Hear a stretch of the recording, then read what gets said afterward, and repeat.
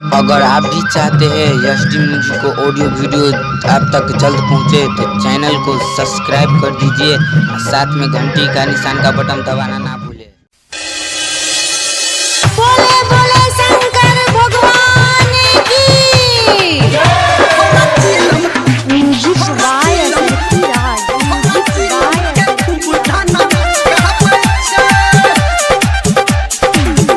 माँ Gayatri recording studio.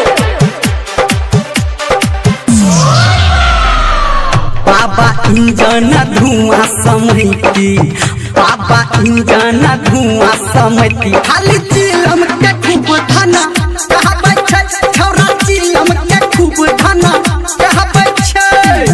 बाबा engine धुआं समैती, बाबा इंजन धुआं समैती, खाली चिलम के खूब धना कहबै छै, छौरा चिलम के खूब धना कहबै छै।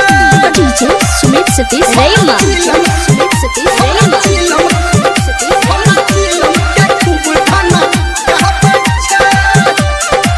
अभी आप सुन रहे हैं सावरिया म्यूजिक। कियो भांग सिलौठ पे पीसे,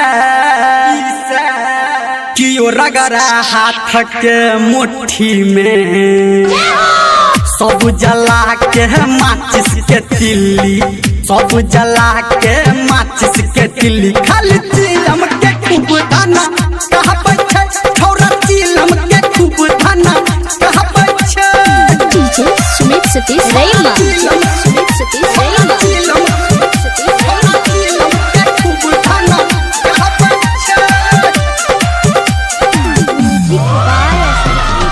भूजल सगरो बम बम लहरी लहरी, देख सावन के सोमवारी में भोला बाबा के जलवा चढ़ा के, भोला बाबा के जलवा चढ़ा के, खाली चिलम के खूब धना कहबै छै, छौरा चिलम के खूब धना कहबै छै।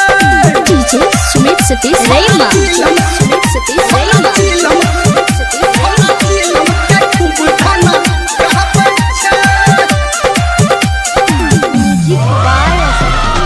डीजे बाजा बम सब नाचा नाचा, महाकाल के सब गाना पे हेरे हरमेंद्रा के संग में बोला के, संजय गौतम के संग में बोला के, छौरा चिलम के खूब धना कहबै छै, खाली चिलम के खूब धना कहबै छै।